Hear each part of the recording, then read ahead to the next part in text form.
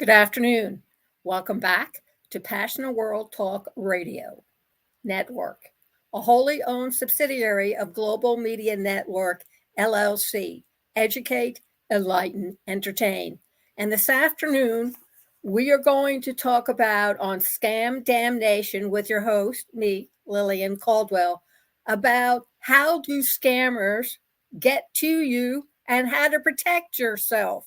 So listen up because there's some really good information here, and listen up to the entire program because we over at PWTRN will provide you with a list from the government on phone numbers, emails, and other important information you need to know so that when you need to contact one of these organizations, you can let your fingers do the working with your mouse and come to our website, passionateworldtalkradio.com, and find your answers immediately. Now, how easy is that? So today we're going to go into the intricacies of scammers targeting you.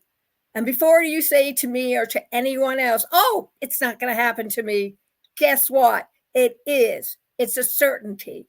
It's like walking across the street and slipping on a banana peel. You don't know when it's going to happen, but it's going to happen. Or you're so involved on your cell phone that you walk out into the middle of the street and almost get run over by a taxi cab or a bicyclist or even a skateboarder. You never know when lightning strikes. And yes, ladies and gentlemen, lightning can strike twice. Go ask some of the people who've been struck more than once, and stay away from those tall trees and don't go seeking for cover under the pine needles because they get hit. It's like, as your child will say, like, Mom, a lightning conductor. It attracts. So let's not attract, shall we? So what are the different ways a scammer can target you to scam you? Step one, you receive a text from Amazon, or what you believe is Amazon, saying you've made a purchase that you never did. But it could just be easily a message from your bank or a security alert on your computer. It almost always has a phone number that you can call, and you may think you are calling a legitimate business. Step two, once you call in, you make the scammer's job very easy. And almost all the time, they escalate the problem. So they make it sound urgent. Something like those phone calls that you receive sometimes that your granddaughter or your grandson or a niece or a nephew or your BFF or even your husband has some tragedy happen to them and only you can bail them out. Once they sufficiently get your flight behavior stimulated, like drugs or caffeine, for example, or even alcohol, then they work on you by giving you badge numbers and other details. And if you have doubts, they'll put them to rest and ask you to Google them if they happen to be a U.S. Marshal. And usually they are pretending to be a U.S. Marshal to make it seem more realistic. And they also keep you on the phone as long as possible so you don't have time to put down the phone and say, just a second, I need to talk to Mom, Dad. I need to call up the BFF, my financial advisor. They don't give you a chance for that. They're working on your fear. And people fear first. They panic first, unless they've been trained not to. The police, the military, soldiers. Step three, they direct you to move your money so you can protect yourself and let you know that cash is going to fix the problem. Quote, We're seeing huge losses by bank transfer and by cryptocurrency. These two payment methods have just skyrocketed in terms of the reported losses. And many of the cryptocurrency losses, particularly when we're talking impersonation scams, involves the use of Bitcoin ATM machines. People are being told to go to Bitcoin ATM machines and load cash into these machines. The scammers are even calling these machines federal safety lockers, says Fletcher. If you send or trade real money from cryptocurrency, you lose it. It's like using Zelle. Hello? Once you put something through Zelle, unless you put it down that it's a business, they're not going to track it. You might as well go and burn your money or throw it in your trash compactor. I'm not going to suggest composting because then you're inviting people to steal it, and that's insult on top of injury. 3, fake giveaways, discounts, or money to claim. For example, like the Publishers Clearinghouse. How many of you receive stuff from them? 4, bogus problems with the law. For example, your social security number is associated with drug smuggling or money laundering. I know, if you're a 50s kid, you never think of these things. We're too trusting. It's not so bad in the later generations because parents know and they pretty much tell their kids, if it sounds too good to be true, it usually is. But I didn't hear that until I was in my 30s. Made up package delivery problems. I can talk from personal experience. I get a lot of those, and I always delete it because I keep track of my purchases and I know when I order something. So if it doesn't look right, I'm not going to say, yes, deliver it to me, because I know it's bogus. And you're going to have to start thinking that way. You're going to have to change your behavior patterns. So this is some of the advice they give to you, the U.S. government, for example, of how to avoid a scam. Number 1, block unwanted calls and text messages. Take steps to block unwanted calls and to filter unwanted text messages. If there's some phone call on my cell phone and I don't recognize the state as familiar, or I don't recognize the phone number, or they don't leave a name, I delete it. Now, my cell phone lets me know when there's a potential caller coming in that is a scam, which is great. But sometimes you don't have that advance warning. If you don't recognize the number, or it's a 1-800 or 1-888, it's toll free. And if you haven't done any toll free business in a while, that should be a number 1 red flag for you. Number 2, don't give out your personal or financial information in response to a request that you don't expect. Honest organizations won't call, email, or text you to ask for your personal information. No, they can get it when somebody attacks your organization or company. And it's a lot easier. Or they can find a lot of this stuff on the dark web, on the black web. Sorry to tell you this, but every time Social Security is breached, or Equifax or TransUnion or Experian is breached, that's where it shows up. I was told by my daughter-in-law, for $50, she can get anything she wants on me and have it within 5 minutes. Now, if that doesn't warm the cockles of your furry little heart, I don't know what will.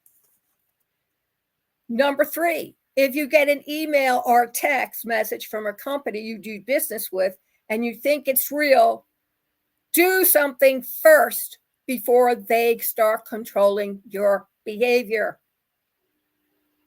If you still think it's real, don't click on anything. Look it up. Contact that company. How do I know this? Because I got something like that, and I called up customer support, and they said, no, we didn't send you anything. We haven't sent you anything in at least a week. Hello, I deleted it. So take time. Don't let them rattle you. Think before you act. Look up their phone number. Check with the BBB to make sure this company's in good standing. Don't call the number they give you. Example, there is an outfit or scammer outfit in India that locks up and freezes your CPU.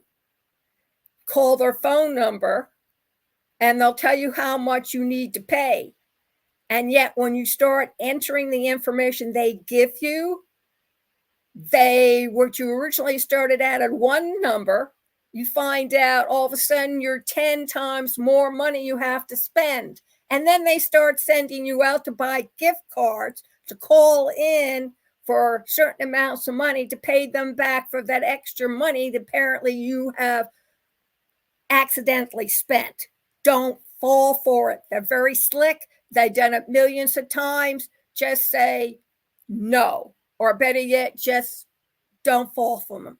Turn off your computer, call up the Geek Squad at Best Buy, find a computer repair place, and take your computer in because it's probably hacked and they've left some kind of ransomware on it. Get it checked out. It's a lot less money to have your computer checked out by a professional than to pay through gift cards or cryptocurrency. And these people have been doing it for years. Number 4, resist the pressure to act immediately. Honest businesses will give you time to think, to figure it out, to ask questions. Anyone who pressures you to pay or give them your personal information is a scammer.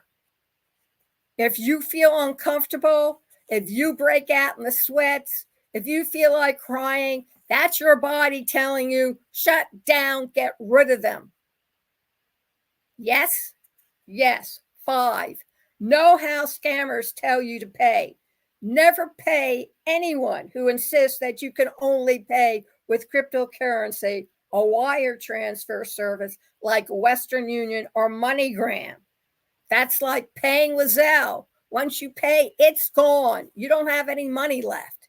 There have been countless stories on the air, on TV, on the computer itself, telling you about senior citizens who've been pressured to put money into a crypto machine or to pay with a wire transfer.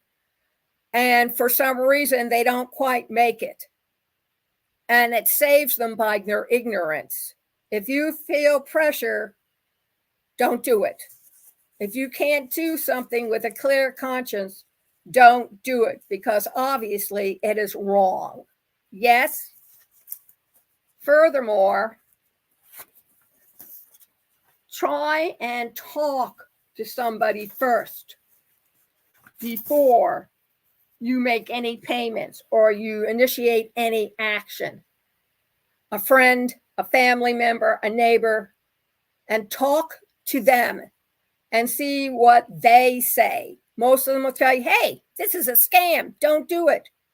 And if you are scammed, tell the FTC at reportfraudftc.gov. I'll say it again.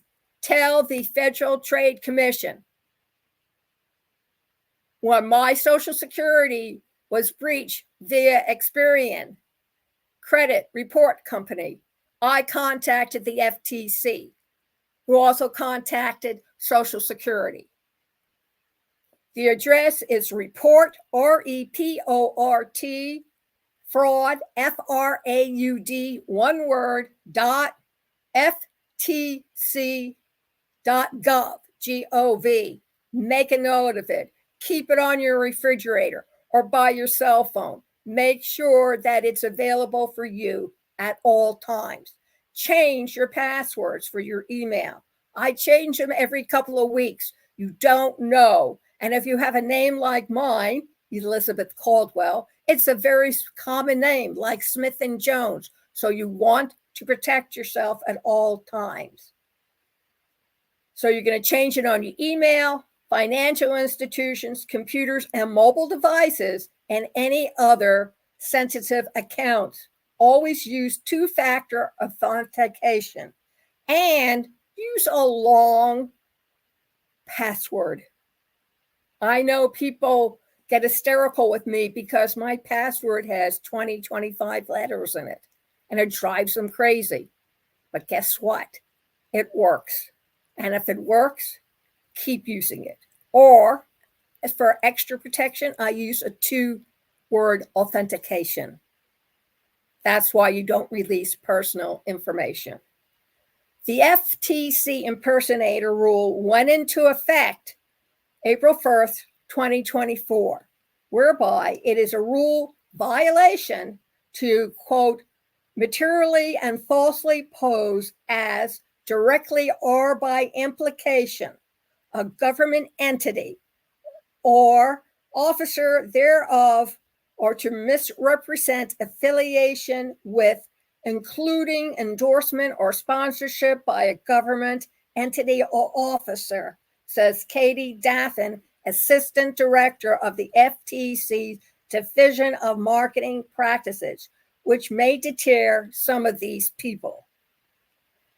The post, which I got the information from, Scams Are on the Rise and How to Spot Them and Protect Yourself, appeared first on India Currents. So that is what you need to do. I want to thank you very much for joining us this afternoon and for learning how to spot them and to take care of them so that if something happens, you do not know where to go or how to take care of yourself. This program, Scam DamNation, with your host Lillian Cauldwell, is brought to you by and sponsored by 2 programs. MyFlex, Ruby AI is a winner. It is approachable. Go over to the website and try it out. https://esc73.tryrubi.ai. It's a winner, folks. One-stop shopping. You'll be glad you did. And by the podcast obstacle training course. Want to be a wonderful and awesome influencer of podcasting? Go over to https://educational.passionworldtalkradio.com/masterclass and sign up.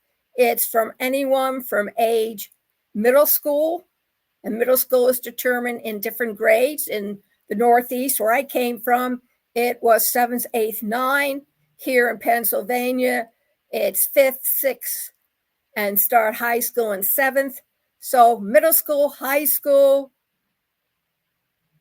college, universities, laptops, junior colleges, and people who are already podcasting, beginners, intermediate, and you want to become the best of the best. So look it up, sign up. When you sign up for Ruby AI, contact me, pwrnetworkllc@gmail.com, or text me at 484-364-1032. You would think I would know my phone number by now. Have a great week. Thank you very much for joining me. You can see this on youtube.com/@Passionate World Radio, on facebook.com/Passionate World Radio, linkedin.com/Lillian Cauldwell, and also on the blog at https://passionateworldtalkradio.com/blog. Thank you all very much for listening, and come on back for next Wednesday, where you'll learn even more about scammers and you.